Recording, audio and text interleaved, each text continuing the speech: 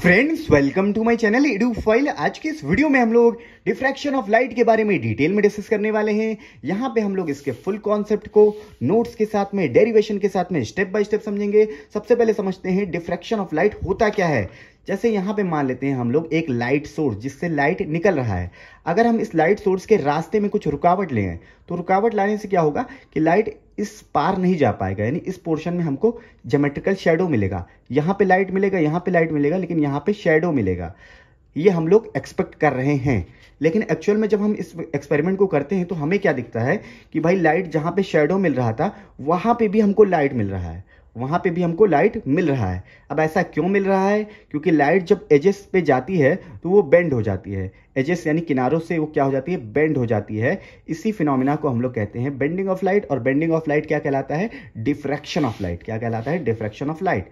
अब हम लोग जानते हैं लाइट का जो नेचर होता है वो वेव नेचर होता है, यानी लाइट जो है वो वेव की तरह आगे बढ़ता रहता है। इस तरीके से वेव की तरह आगे बढ़ता है। जैसे पानी आगे वेव की तरह ऐसे ऐसे बढ़ता है, वैसे लाइट भी वेव की तरह बढ़ता है। तो लाइट जब ऑब्स्टिकल से टकराता है तो वो बेंड हो जाता है, या फिर लाइट किसी छोटे से भाग से निकल रहा है। जैसे यहाँ पे देखिए लाइट आ रहा है और यहाँ पे तो बहुत ज़्यादा भाग से आ रहा है, लेकिन रास्ते में रुकावट आ गई, बहुत छोटा रास्ता मिल रहा है। तो जब बहुत छोटा रास्ता मिल रहा है तो हमें लाइट केवल सीधा मिलना चाहिए यहाँ पे, लेकिन यहाँ पे भी लाइट मिल रहा है, यहाँ पे भी लाइट मिल रहा है, यहाँ पे भी लाइट। अब यहाँ पे लाइट कैसे मिल गया, यहाँ पे लाइट कैसे मिल गया, यहाँ पे लाइट कैसे मिल गया? हमें तो छोटे से रास्ते से जा रहा है तो लाइट सीधा मिलना चाहिए, लेकिन नहीं, लाइट हमें यहाँ पे भी मिल रहा है, यहाँ पे मिल रहा है, क्योंकि बेंडिंग ऑफ लाइट हो रहा है। इसी को हम डिफ्रैक्शन ऑफ लाइट कहते हैं।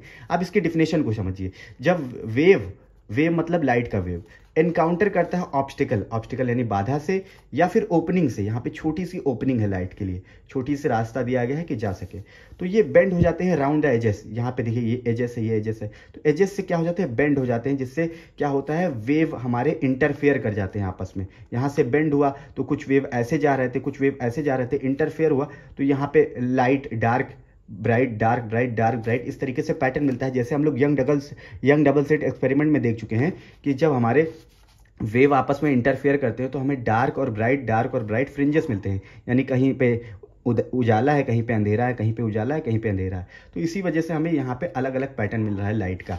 इसी को हम डिफ्रैक्शन ऑफ लाइट कहते हैं। लेकिन यहाँ पे इंटरफेरेंस और डिफ्रैक्शन के पैटर्न में अंतर है, वो मैं आपको बताऊंगा, लेकिन डिफ्रैक्शन को पहले मुझे डिटेल में समझना है। तो यहाँ पे मैं डिफिनेशन समझ रहा हूँ कि भाई जब ऑब्स्टिकल या ओपनिंग पे जब लाइट आता है, इनकाउंटर करता है, तो वो बेंड हो जाता है round the edges of the obstacle. कब बेंड होता है इसका भी केस है, मतलब डिफ्रैक्शन आपको दिखेगा, कभी कभी नहीं दिखेगा। क्यों नहीं दिखेगा? अगर भाई लाइट का वेवलेंथ, देखिए लाइट का कुछ वेवलेंथ होता है। वेवलेंथ क्या होता है? वेवलेंथ जैसे यहाँ पे लाइट ऐसे गया तो एक साइकिल की जो लंबाई होती है उसी को हम वेवलेंथ कहते हैं। एक बार ऊपर गया, एक बार नीचे, इस एक साइकिल की लंबाई को हम लोग वेवलेंथ कहते हैं। अब यहाँ पे जो ओपनिंग है, ओपनिंग की विड्थ को अगर हम डी मान लें, देखिए ये ओपनिंग है, ओपनिंग की विड्थ को अगर हम डी मान लें, और लाइट हमारा आ रहा है लेमडा वेवलेंथ का। अगर ये वेवलेंथ और जो ये हमारा ओपनिंग है, अगर इन दोनों की लंबाई जो है लगभग आसपास है, तभी डिफ्रैक्शन ऑब्जर्व होगा, नहीं तो नहीं होगा। अगर मान लेते हैं डी बहुत ज़्यादा बड़ा है, यानी इस स्लिट बहुत बड़ा है, ओपनिंग बहुत बड़ा है, ओपनिंग अगर बहुत बड़ा होगा वेवलेंथ से, तो हमें डिफ्रैक्शन नहीं देखने को मिलेगा। ये भी आप याद रखिएगा। अब यहाँ पे मैं आपको दिखा देता हूँ इस चीज़ को, लेकिन पहले एक एग्जाम्पल से इसको अच्छे से समझते हैं, फिर दिखाऊंगा कि कैसे होता है। देखिए यहाँ पे मान लेते हैं बहुत ही बेहतरीन रिवर है, पानी आ रहा है इस तरीके से, और यहाँ पे बहुत ही अच्छी अच्छी पहाड़ियाँ बनी हैं। तो यहाँ पे लाइट, यहाँ पे हमारा पानी आ रहा है, बहुत ही चौड़े रास्ते से रिवर से आ रहा है। पहाड़ियों के होने से क्या हो जाता है, पहाड़ी होने से क्या होता है कि यहाँ पे रास्ता बहुत पतला हो गया है, पानी के लिए रास्ता पतला हो गया, तो पानी जो है वेव की तरह ऐसे से आगे बढ़ेगा, ऐसे से वेव की तरह। तो जब पतले रास्ते से पानी गुजर रहा है तो आप देख रहे हैं वेव की तरह आगे बढ़ रहा है, यानी बेंड हो गया है एजेस पे। एजेस पे क्या हो गया? बेंड हो गया है स्मॉल एंट्रेंस की वजह से। ठीक उसी तरीके से जब लाइट जो है पतले से रास्ते से गुजर रहा है, पतले से, बहुत पतले से, तो वो बेंड हो जाता है। इसी को तो डिफ्रैक्शन ऑफ लाइट कहते हैं। बेहतरीन चीज़ है डिफ्रैक्शन ऑफ लाइट। हम लोग डिफ्रैक्शन को डेली लाइफ में भी ऑब्जर्व करते हैं। जैसे सीडी ऐसे गोल गोल होता है, उस पर आप देखेंगे तो सर्कुलर पैटर्न मिलता है रेनबो के, वो डिफ्रैक्शन ऑफ लाइट की वजह से होता है। क्लाउड, अगर आप बादलों को देखेंगे तो बादलों को देखते हैं जब हमारा सूरज निकला होता है या कहीं पे छुपा होता है, तो आप देखते हैं कि क्लाउड के किनारे किनारे हमें सिल्वर लाइनिंग मिलती है, वो भी डिफ्रैक्शन की वजह से। ये सब एप्लीकेशन है डिफ्रैक्शन के। अभी इसको हम बाद में समझेंगे, पहले डिफ्रैक्शन को समझते हैं कि भाई यहाँ पे पतले रास्ते से जाने पे ये बेंड हो गया है, तो कैसे डिफ्रैक्शन ऑफ लाइट होगा। जब देखिए रास्ता चौड़ा होगा तो डिफ्रेक्शन बहुत ज़्यादा, जैसे यहाँ पे देखिए कब हम ऑब्जर्व कर पाएंगे डिफ्रेक्शन को, अगर ये डी जो है बहुत ज़्यादा चौड़ा है वेवलेंथ के हिसाब से, वेवलेंथ हमने आपको बताया वेवलेंथ कितना होता है, लेमडा होता है, तो हमें डिफ्रेक्शन नहीं देखने को मिलेगा। लेकिन अगर जो डी है हमारा यानी ओपनिंग का जो विड्थ है वो वेवलेंथ के बराबर है तो डिफ्रेक्शन देखने को मिलेगा। और अगर हमारा जो डी है वो उससे भी छोटा है, वेवलेंथ से भी छोटा है, तब तो और ज़्यादा डिफ्रेक्शन देखने को मिलेगा। तो ये है डिफ्रेक्शन की प्रॉपर्टीज़।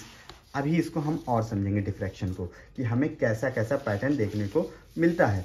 तो यहाँ पे देखिए कुछ इस तरीके का पैटर्न देखने को मिलेगा, लाइट इस तरीके से आएगा और एजेस पे ऐसे से बेंड हो जाएगा। बेंड होने से क्या होगा, इस पार्ट से बेंड होगा, इस पार्ट से बेंड होगा, मतलब स्लिट के अलग अलग पार्ट से बेंड होगा। तो अलग अलग पार्ट से बेंड होगा तो वेव हमारी इंटरफेयर कर जाएंगी, इंटरफेयर कर जाएंगी आपस में, क्योंकि अलग अलग पार्ट से बेंड हो रहा है तो डायरेक्शन चेंज होगी लाइट की, इस तरफ आ जाएगा, कुछ लाइट इस तरफ आ जाएगा, यानी आपस में हमारा वेव बेंड होगा। बेंड होगा तो क्या होगा, इंटरफेयर होगा वेव। जब वेव इंटरफेयर होता है तभी तो फ्रिंजेस देखने को मिलता है। लेकिन यहाँ पे फ्रिंजेस आप देखिए डिफ्रेक्शन में सेंटर में बहुत चौड़ा फ्रिंज मिलेगा और इंटेंसिटी भी ज़्यादा होती है, और जैसे जैसे सेंटर से दूर जाते हैं वहाँ पे फ्रिंजेस की विड्थ जो है वो कम होती जाती है और इंटेंसिटी भी कम होती जाती है। तो ये है डिफ्रेक्शन में। लेकिन इंटरफेरेंस में क्या होता था, सारे फ्रिंजेस की जो लंबाई थी वो सेम होती थी, इंटेंसिटी भी सेम होती थी इस तरीके से। अब इंटेंसिटी का आप यहाँ पे ग्राफ भी देख सकते हैं कि इंटेंसिटी मैक्सिमम होती है सेंटर पे, लेकिन जैसे जैसे आगे बढ़ते हैं दोनों तरफ आप देखें, इस तरफ या इस तरफ, इंटेंसिटी कम होती जाती है। तो ये है डिफ्रेक्शन। हम इसके डेरिवेशन को समझेंगे और सारी चीज़ों को समझेंगे, फुल डिटेल में देखेंगे। तो चलिए देखते हैं यहाँ पे कि भाई जब एजेस से लाइट हमारी जा रही है, जब बहुत ही पतले रास्ते से जा रही है, तो कैसे इसका हम लोग फ्रिंज के बारे में कैलकुलेट करते हैं, उसको हम देखेंगे। तो यहाँ पे आप देखिए, यहाँ पे लाइट जा रही है इस तरीके से और किसी पॉइंट पी पे हम लोग कैलकुलेशन करना चाहते हैं। भाई यहाँ पे देखिए अलग अलग पॉइंट है ना, ये पॉइंट है, कोई कोई ये पॉइंट है, तो हम मान लेते हैं यहाँ पे कोई पॉइंट पी है, यहाँ पे हम कैलकुलेशन करना चाहेंगे क्या यहाँ पे बिहेवियर है लाइट का, यहाँ पे हमें डार्क मिल रहा है या ब्राइट मिल रहा है, ये हम देखना चाहते हैं। तो यहाँ पे ये सेंटर है, सेंटर मतलब ये बीच का पार्ट जहाँ पे हमें मैक्सिमम मिलता है, तो यहाँ पे हमने ऐसा ड्रॉ कर दिया कि ये सेंटर है और हम पी पे देखना चाहते हैं। तो सेंटर से अगर हम एंगल देखें लाइट का पी पे जाने का, तो वो थीटा थीटा थीटा है इस तरीके से। भाई स्लिट के अलग अलग पार्ट से लाइट बेंड होता है ना, यहाँ पे देखिए स्लिट के इस पार्ट से, इस पार्ट से, इस पार्ट से, अलग अलग पार्ट से लाइट बेंड होता है। तो यहाँ पे थीटा एंगल से लाइट हमारा जा रहा है आगे की तरफ। अब इसको आप पढ़िए और समझिए। A straight line through M perpendicular to the slit plane meet the screen at C. ये हमारा स्क्रीन है, यहाँ पे आप देख सकते हैं ये स्क्रीन है और यहाँ पे सी जो है वो सेंटर है। अब यहाँ पे देखिए हम लोग इंटेंसिटी निकालना चाहते हैं पॉइंट पी पे, स्क्रीन पे पॉइंट पी पे। तो हम लोग क्या करेंगे, स्ट्रेट लाइन बना देंगे। स्ट्रेट लाइन कंस्ट्रक्शन के लिए इजी होता है, हम तो जानते हैं भाई लाइट वेव की तरह आगे बढ़ के पी पे जाएगा, लेकिन स्ट्रेट लाइन से हम लोग कैलकुलेशन करेंगे।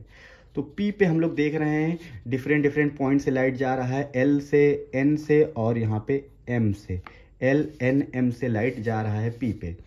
तो यहाँ पे इसको हम लोग ट्रीट करेंगे कि पैरेलल है और पैरेलल ही जा रहे हैं। एंगल थीटा बना रहे हैं with the normal MC, MC से एंगल थीटा बना के जा रहे हैं ये लाइट। तो बेसिक आइडिया क्या है कि हम लोग क्या कैसे डिफ्रेक्शन को निकालेंगे, कैसे कैलकुलेट करेंगे। हम लोग क्या करेंगे, इस स्लिट को छोटे छोटे पार्ट में डिवाइड कर देंगे, छोटे छोटे पार्ट में डिवाइड कर देंगे और हम लोग देखेंगे कि पी पे कितना इंटेंसिटी मिल रहा है, मतलब एल से, एम से, एन से, M1 M2 ऐसे बहुत सारे पार्ट में डिवाइड करेंगे और देखेंगे पी पे कितना हमको इंटेंसिटी मिल रहा है इन सब के वजह से। मतलब लाइट अलग अलग पार्ट से बेंड होती है ना भाई, यहाँ से बेंड होगी, कुछ यहाँ से बेंड होगी, कुछ यहाँ से, अलग अलग पार्ट से बेंड होती है। तो इसी वजह से कितना इंटेंसिटी मिल रहा है हमको पॉइंट पी पे, ये हमारा थॉट है कि हम ऐसे कैलकुलेट करते हैं। तो चलिए यहाँ पे कैलकुलेट करते हैं आगे। हम लोग ट्रीट करेंगे different part of the wavefront at the slit as secondary source. देखिए ट्रीट क्या करेंगे, हमें मालूम है हाइगन्स प्रिंसिपल। हाइगन्स प्रिंसिपल हमें बताता है कि वेव में जो हर एक पॉइंट होता है वो सेकेंडरी सोर्स की तरह बिहेव करता है। वेव फ्रंट पे लाइट वेव फ्रंट की तरह चलती है ऐसे ऐसे, और उसमें जितने भी पॉइंट होते हैं वो सेकेंडरी सोर्स की तरह। यानी अब यहाँ से लाइट का नया सोर्स है, ये लाइट का नया सोर्स है, ये लाइट का नया सोर्स है। तो भाई सब अलग अलग सोर्स है, तो अलग अलग सोर्स से लाइट जाएगा, आपस में इंटरफेयर करेगा और पी पे पैटर्न मिल जाएगा। तो यहाँ पे इनकमिंग वेव फ्रंट जो होगा वो पैरेलल होगा प्लेन ऑफ द स्लिट के। भाई जो भी इनकमिंग वेव फ्रंट ऐसे ही तो आएगा, वो स्लिट के पैरेलल होगा। These sources are in phase, phase में होंगे, इंटरफेयर करेंगे। पाथ डिफरेंस चलिए निकाल लेते हैं भाई कि एन से पी पे और एल से पी पे कितना पाथ डिफरेंस आ रहा है। तो देखिए यहाँ पे एन से पी और एल से पी, तो एन पी जो है हमारा ज़्यादा है थोड़ा सा, तो इतना पाथ डिफरेंस हो जाएगा। क्या हो जाएगा, NP minus LP। Path difference क्या हो जाएगा, NP माइनस LP। भाई बड़े वाले में से छोटे को घटाते हैं तो पाथ डिफरेंस हो जाएगा। पाथ डिफरेंस होगा तभी हम कैलकुलेट कर पाएंगे कि फ्रिंज की इंटेंसिटी क्या है, ये सब कैलकुलेट कर पाएंगे। तो पाथ डिफरेंस जैसे हम लोग यंग एक्सपेरिमेंट में निकाल देते हैं वैसे ही हमको निकाल लेना है। तो NP माइनस LP क्या हो जाएगा, देखिए NP माइनस LP ये बराबर हो जाएगा NQ के, ये डिस्टेंस, ये एक्स्ट्रा डिस्टेंस बचेगा NQ। और हम लोग जानते हैं यंग के एक्सपेरिमेंट से कि पाथ डिफरेंस जो होता है वो d साइन थीटा के बराबर होता है। d जो होता है width of the slit, slit का जो विड्थ होता है वो। लेकिन यहाँ पे हम लोग विड्थ को a मान लेते हैं। चलिए इस विड्थ को ln को हम लोग a मान लेते हैं। यहाँ पे मैं लिख देता हूँ ln is equal to a width को। तो हमारा क्या हो जाएगा a साइन थीटा। हम लोग जानते हैं यंग एक्सपेरिमेंट से कि path difference d sine theta के बराबर होता है, यहाँ पे a साइन थीटा हो जाएगा। अब देखिए यहाँ पे जो थीटा है वो वेरी स्मॉल है, थीटा इज वेरी स्मॉल, क्योंकि ज़्यादा एंगल पे हमको पैटर्न भी नहीं मिलेगा। अगर ज़्यादा एंगल की बात करें तो हमको पैटर्न ही नहीं मिलेगा। देखिए यहाँ पे देखिए ज़्यादा एंगल पे धीरे धीरे पैटर्न डिक्रीज होता जाता है। तो थीटा इज़ वेरी स्मॉल, और हम लोग जानते हैं कि जब थीटा स्मॉल होता है तो साइन थीटा जो होता है वो थीटा के ही बराबर हो जाता है। ये चीज़ आप याद रखें। तो ए साइन थीटा हमारा ए थीटा के बराबर हो जाएगा। ये हमारा पाथ डिफरेंस आ गया है ए थीटा। अब सिमिलरली जैसे पाथ डिफरेंस आपको 2 पॉइंट M1 M2 के बीच का अगर पूछ लिया जाए, M1 M2 के बीच का पूछ लिया जाए, और M1 M2 जो है वो y डिस्टेंस से सेपरेटेड है, ये M1 मान लेते हैं, ये M2 मान लेते हैं, और इन दोनों की विड्थ कितनी है y। तो यहाँ पे क्या हो जाएगा M2P माइनस M1P, यहाँ पे मान लेते हैं पॉइंट P है। इस तरीके से पॉइंट P पे कैलकुलेट करना है तो M2P माइनस M1P, यहाँ पे M2 को नीचे कर दीजिए, M1 को ऊपर कर दीजिए। M2P minus M1P is equal to y theta हो जाएगा। जैसे यहाँ पे ए थीटा है, यहाँ पे वाई थीटा। मतलब आपको क्या करना है, स्लिट की जो विड्थ है और थीटा का मल्टीप्लिकेशन कर देना है पाथ डिफरेंस निकालने के लिए। तो स्लिट की विड्थ है ए और हमारा जो एंगल है वो थीटा है। तो इस तरीके से हम लोग निकाल सकते हैं पाथ डिफरेंस। अब हम लोग क्या करेंगे, सम कर देंगे इक्वल कोहेरेंट कंट्रीब्यूशन को लार्ज नंबर ऑफ सोर्स से। लार्ज नंबर ऑफ सोर्स मतलब ये भी, मतलब बहुत सारे पॉइंट जो होंगे वो अलग अलग सोर्स की तरह बिहेव करते हैं। हम लोग हाइगन्स प्रिंसिपल से जानते हैं कि वेव में जो पॉइंट होते हैं सारे वेव फ्रंट में वो अलग सोर्स की तरह बिहेव करते हैं। तो हम इन सारे सोर्सेस का क्या करेंगे, कंट्रीब्यूशन देखेंगे, कैलकुलेट करेंगे, और कैलकुलेट करके बता देंगे कि भाई यहाँ पे कितना कंट्रीब्यूशन आ रहा है, क्या कंस्ट्रक्टिव बन रहा है, क्या डिस्ट्रक्टिव बन रहा है, ये हम यहाँ पे बता देंगे। तो देखते हैं आगे इसके डेरिवेशन को, आप नोट करते रहिए और समझते रहिए इसको। तो यहाँ पे देखिए हम लोग देखेंगे अगर सेंटर पे हमको देखेंगे तो भाई हम स्क्रीन पे तो थीटा 0 है, सीधा अगर जा रहे हैं तो थीटा क्या है 0 है। तो यहाँ पे part of the slit contribute, सारा पार्ट जो होगा स्लिट का वो कंट्रीब्यूट करेगा, और यहाँ पे हमें मैक्सिमम मिलता है इंटेंसिटी। सी पे क्या होता है, मैक्सिमम इंटेंसिटी मिलता है, क्योंकि स्लिट का सारा पार्ट कंट्रीब्यूट करता है, इसीलिए हमें मैक्सिमम इंटेंसिटी मिलता है। ये नहीं कि इस एंगल का पार्ट, इस एंगल का पार्ट। 0 एंगल है तो सारा लाइट यहाँ पे आ जाता है और थोड़ा बहुत लाइट इधर उधर भी जाता है, तो इसीलिए मैक्सिमम इंटेंसिटी मिलता है। क्यों मिलता है अभी प्रूव भी करेंगे।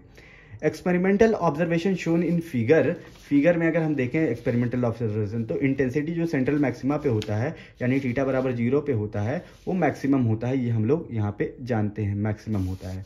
और जो दूसरे मैक्सिमा होते हैं, देखिए ये मैक्सिमम है और ये सब दूसरे मैक्सिमम है, और जो यहाँ पे जहाँ पे लाइट नहीं मिलती उसको हम मिनिमा कहते हैं। तो दूसरे मैक्सिमम है, उनको हम कैसे निकालें, तो दूसरे मैक्सिमम को निकालने के लिए theta is equal to n+1/2 lambda a होता है। यहाँ पे n जो होता है इंटीजर होता है, इस तरीके से आप मैक्सिमा निकाल सकते हैं, n+1/2 लैम्डा ए, इस तरीके से निकाल सकते हो। मिनिमा आप कैसे निकालेंगे, यानी जहाँ पे 0 इंटेंसिटी होता है तो मिनिमा, ये सब आपके मिनिमा है जहाँ पे लाइट नहीं मिल रहा है। मिनिमा निकालने का है theta is equal to n λ/a। तो ये दो फॉर्मूले आप याद रखिएगा, समझ में भी आ जाएगा। अभी हम लोग डिस्कस करेंगे इन सारे फॉर्मूले को। तो यहाँ पे बहुत इजी है मिनिमा को देखना कि भाई मिनिमा किस एंगल पे मिल रहा है, किस एंगल पे मिनिमा मिल रहा है, ये देखना बहुत इजी है। मान लेते हैं इस एंगल पे क्या मिनिमा मिल रहा है, क्या इस एंगल पे 0 एंगल पे तो हमें मैक्सिमा मिल रहा है, तो किस एंगल पे मिनिमा मिल रहा है यह देखना बहुत इजी है। कैसे देखते हैं यहाँ पे, तो पहले हम लोग मान लेते हैं एंगल थीटा है, जहाँ पे पाथ डिफरेंस जो है वो क्या है ए थीटा, क्या है ए थीटा, जो कि हम लोग निकाल चुके हैं कि भाई पाथ डिफरेंस जो होता है वो किसके बराबर होता है, ए थीटा के बराबर होता है। यहाँ पे आप देख सकते हैं पाथ डिफरेंस ए थीटा के बराबर होता है। तो यहाँ से आप देखिए ये पाथ डिफरेंस यानी लेमडा इज इक्वल टू क्या है ए थीटा, तो यहाँ पे आप थीटा क्या निकाल लेंगे, थीटा इज इक्वल टू क्या हो जाएगा λ/a। ये आपका फार्मूला हो गया एंगल का फार्मूला क्या है, theta is equal to λ/a। तो इस तरीके से हम लोग निकालेंगे।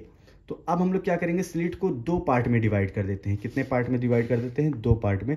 यहाँ पे मान लेते हैं M1 है और यहाँ पे मान लेते हैं M2 है। ये दो पार्ट में हमने स्लिट को डिवाइड कर दिया है। इस स्लिट को तो दो इक्वल हाफ में हमने डिवाइड कर दिया, LM और MN। यहाँ पे LM और MN माना गया है, तो चलिए ये हम LM और MN मान लेते हैं। देखिए ये दो पार्ट में ऑलरेडी डिवाइड है, LM और MN, जिसकी साइज A/2 है। A/2 पूरा साइज A है, तो ये A/2 और ये A/2। स्लिट को दो पार्ट में डिवाइड कर दिया, A/2 में। तो यहाँ पे अगर हम देखें for every point M1 in LM, यानी M1 एक पॉइंट है LM में, यहाँ पे LM है, इसमें पॉइंट है M1, तो यहाँ पे पॉइंट M2 है MN में, सच दैट M1 M2 बराबर A/2। ये M1 M2 जो पॉइंट है वो A/2 के बराबर होंगे। क्योंकि पूरा A है तो इन दोनों को हमने बीच बीच में मान लिया है, तो A/2 होंगे। अब आगे इसके डेरिवेशन को समझते हैं, पूरा डिस्कस करते हैं कि क्यों मिनिमा मिल रहा है किसी एंगल पे, ये हम लोग कैलकुलेट कर सकते हैं। तो path difference between M1 and M2 क्या होगा एट P, M1 और M2 का पाथ डिफरेंस क्या होगा P पे, ये हम लोग निकाल लेते हैं। तो भाई आप देखिए यहाँ पे आप लोग अच्छे से देखिए, पाथ डिफरेंस M1 M2 का P पे क्या होगा, M1 M2 का P पे क्या होगा, पाथ डिफरेंस कैसे निकालेंगे। पाथ डिफरेंस निकालने का फॉर्मूला हमने आपको बताया था कि भाई पाथ डिफरेंस कैसे निकालते हैं, इस तरीके से निकालते हैं, ए थीटा कर देते हैं। क्या कर देते हैं, ए थीटा। तो यहाँ पे क्या है, यहाँ पे हमारा जो विड्थ है वो A/2 है, तो थीटा A/2 हो जाएगा। यहाँ पे ए थीटा है पाथ डिफरेंस, तो यहाँ पे थीटा A/2, क्योंकि डिस्टेंस A/2 है ना भाई, डिस्टेंस हमारा क्या हो गया, यानी विड्थ जो है अब क्या हो गया A/2। तो M1 और M2 के वजह से P पे जो पाथ डिफरेंस आ रहा है वो थीटा A/2 आ रहा है। फार्मूला होता है थीटा इंटू ए, लेकिन जब भाई A/2 है तो थीटा A/2 हो जाएगा। तो यहाँ पे theta A/2 is equal to λ/2 के बराबर आ जाएगा, क्योंकि वहाँ लेमडा था, अब यहाँ पे क्या आ जाएगा λ/2, क्योंकि यहाँ पे हमारा हाफ हो चुका है, इसलिए λ/2। यहाँ पे देखिए, यहाँ पे क्या है, लेमडा है और यहाँ पे λ/2 हो जाएगा। तो λ/2 का मतलब क्या होता है, लेमडा का मतलब हमारा एक तरीके से आप यहाँ पे देखिए, लेमडा का मतलब होता है एक वेवलेंथ। इस तरीके से एक वेवलेंथ हमारा लेमडा होता है, यानी 0 पाई 2 पाई, यानी 360 होता है। अगर हम आधे वेवलेंथ की बात करें तो 180 होता है। तो यानी कि दो वेव जो हैं वो आउट ऑफ द फेस हो जाएंगे। क्या हो जाएंगे, आउट ऑफ द फेस, यानी कि कुछ इस तरीके से, जैसे एक वेव इस तरीके से, दूसरा वेव इस तरीके से। जब out of the face wave मिलते हैं तो हमें मिलता है डिस्ट्रक्टिव इंटरफेरेंस। क्या मिलता है, डिस्ट्रक्टिव इंटरफेरेंस, और इंटेंसिटी वहाँ पे 0 मिल जाती है, यानी मिनिमा। तो आपको पता चल गया मिनिमा क्यों मिलता है। जब हम स्लिट को दो इक्वल पार्ट में डिवाइड करते हैं तो हमको क्या मिलता है, मिनिमा। जब स्लिट को दो इक्वल पार्ट में डिवाइड करते हैं तो क्या मिलता है, मिनिमा मिलता है। और किस एंगल पे मिलता है ये भी हम लोग यहाँ पे जान चुके हैं, किस एंगल पे मिलता है ये भी हम लोग जान चुके हैं। इसको हम लोग निकाल सकते हैं यहाँ पे। और देखिए यहाँ पे हम लोग theta is equal to n λ/a से कंपेयर करें। किससे कंपेयर करें, n λ/a से कंपेयर कर सकते हैं। थीटा इज इक्वल टू, उस पर भी हमें अदर पे भी क्या हमको मिलेगा, 0 मिलेगा। हमने क्या निकाला है, theta is equal to λ/a। किस पे निकाला है, theta is equal to λ/a पे निकाला है यहाँ पे। तो theta is equal to λ/a पे आपको क्या मिला है, 0 मिला है। ठीक उसी तरीके से जब n के जगह पे 1 2 3 आप रखेंगे, या -1 -2 -3 ऐसे रखेंगे, तो आपको और भी अलग अलग मिनिमा मिल जाएगा, यहाँ पे। तो इस तरीके से हम लोग निकाल सकते हैं। तो यहाँ पे अगर हम स्लिट को दो पार्ट में डिवाइड करते हैं तो हमें क्या मिलता है, मिनिमा मिलता है, यानी 0 मिलता है। तो ये किस पे मिला है, theta is equal to λ/a, यानी λ/a पे।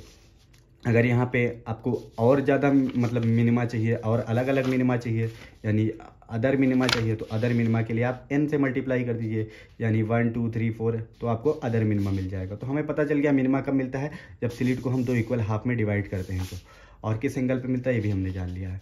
अब हम लोग देखेंगे मैक्सिमा कैसे मिलता है। तो मैक्सिमा का फार्मूला होता है theta is equal to n+1/2 λ/a। इस पे हमें मैक्सिमा मिलता है। और ये मैक्सिमा जो होते हैं वीकर होते जाते हैं, जैसे जैसे हम लोग सेंटर से दूर होते जाते हैं वैसे वैसे क्या हो जाते हैं, वीकर होते जाते हैं विद इंक्रीजिंग n।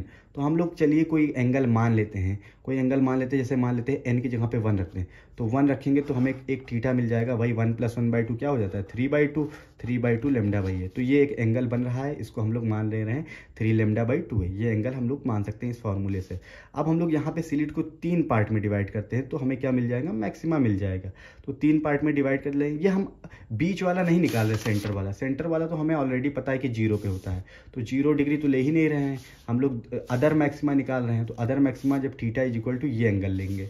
तो अब हम लोग स्लिट को 3 पार्ट में डिवाइड कर रहे हैं। मान लेते हैं कि हमारा जो स्लिट है वो 3 पार्ट में डिवाइड है, यानी 1/3 1/3 1/3 1/3 नहीं a/3 मान लीजिए, a/3 a/3 a/3, जैसे a है तो a/3 a/3 3 पार्ट में डिवाइड कर रहे हैं। तो पाथ डिफरेंस क्या हो जाएगा, इसको हमें देखना है।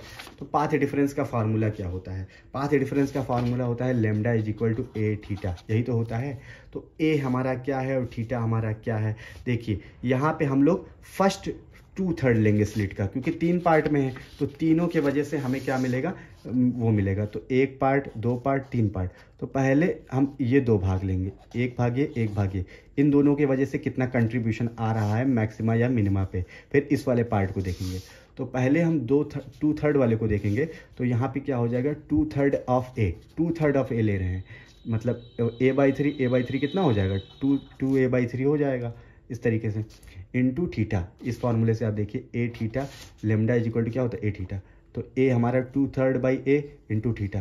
तो इसको सॉल्व करते हैं तो 2a/3 और थीटा हमने क्या माना था 3 λ/2a, तो ऐसे हम रख देंगे। सॉल्व करेंगे तो लैम्डा आ जाएगा, यानी कि हमने 2/3 वाले का निकाला है तो लैम्डा आया है, लेकिन इसको हमें डिवाइड करना है, a/3 का निकालना है। तो a/3 का निकालेंगे तो भाई λ/2 हो जाएगा। अगर a/3 का निकालेंगे, यानी कि 180 डिग्री का फेस है, 180 डिग्री आउट ऑफ फेस है। तो 180 डिग्री आउट ऑफ फेस है तो आपको क्या मिल जाएगा, 0 मिल जाएगा इंटेंसिटी। तो भाई इंटेंसिटी हमें मिल ही नहीं रहा है, तो मैक्सिमा कैसे मिल जाएगा, तो इन दोनों की वजह से 0 मिला है। लेकिन आपका नीचे वाला a/3 है, तो नीचे वाला a/3 है तो इसके कंट्रीब्यूशन की वजह से आपको मैक्सिमा मिल रहा है। और ये मैक्सिमा वीकर होगा सेंटर वाले से। क्यों वीकर होगा, क्योंकि स्लिट का 1/3 भाग ही कंट्रीब्यूट कर रहा है, क्योंकि स्लिट का 1/3 ही भाग कंट्रीब्यूट कर रहा है, बाकी भाग जो है वो कैंसिल आउट हो जा रहे हैं आपस में ही। इसी वजह से मैक्सिमा वीक मिला है। अब ये वाला मैक्सिमा इससे भी वीक मिलेगा, क्यों मिलेगा इसको हम लोग देखते हैं। तो ये हमने पहला मैक्सिमा निकाला सेंटर को छोड़ के, क्योंकि 1 रखा है तो सेंटर को छोड़ के ये हमने पहला मैक्सिमा निकाला है। अब दूसरा निकालते हैं और देखते हैं कि क्या और वीक मिलेगा, तो उसको भी निकालेंगे। तो ये तो आपने समझ लिया कि भाई 2 हाफ वाले एक दूसरे को काट देंगे, तो a/3 वाले ये वाला हमें कंट्रीब्यूट करेगा। तो remaining 1/3 of the slit contribute to the intensity at a point between the 2 minima, 2 minima के बीच का केवल 1/3 पार्ट ही कंट्रीब्यूट करेगा मैक्सिमा पे। अब हम लोग देख सकते हैं कि ये वीकर है सेंट्रल वाले से, क्योंकि इंटायर स्लिट कंट्रीब्यूट नहीं कर रहा है, इंटायर स्लिट नहीं कंट्रीब्यूट कर रहा है, केवल 1/3 पार्ट ही कंट्रीब्यूट कर रहा है। हम लोग सिमिलरली शो कर सकते हैं अदर मैक्सिमा, जो कि फार्मूला यहाँ पे होता है theta is equal to n+1/2 λ/a, ये फार्मूला होता है मैक्सिमा का। तो ये मैक्सिमा जो है वीकर होते जाएगी जैसे जैसे n की वैल्यू बढ़ती जाएगी। जैसे आप यहाँ पे n = 2 रख दें एंगल पे, तो 2 रखेंगे तो 2 + 1/2 हो जाएगा, यानी 5/2 λ/a, क्या हो जाएगा 5/2 λ/a। और इससे सॉल्व करके निकालेंगे, स्लिट को 5 बार में डिवाइड करेंगे तो क्या होगा, केवल 1/5 पार्ट ही कंट्रीब्यूट करेगा स्लिट का। और अगर हम 3 रखेंगे तो 1/7 पार्ट ही कंट्रीब्यूट करेगा, यानी धीरे धीरे स्लिट का बहुत छोटा पोर्शन ही कंट्रीब्यूट करेगा इन सब मैक्सिमा पे। तो हमारा जो इंटेंसिटी होगा वो कम होता जाएगा। यही बहुत ही अच्छा केस है, ये आप यहाँ पे समझ चुके हैं, नोट्स के साथ में भी हमने अच्छे से इसको डिस्कस किया है। और एक चीज़ मैं आपको बताना चाहूँगा कि भाई जैसे जैसे स्लिट की विड्थ कम होती जाएगी वैसे वैसे डिफ्रैक्शन आपका बेहतर होता जाएगा। ये सारी चीज़ें आई होप आपको अच्छे से क्लियर होगा। इस वीडियो में इतना रखते हैं, कोई भी डाउट है तो कमेंट करके जरूर पूछे। वीडियो देखने के लिए थैंक यू सो मच।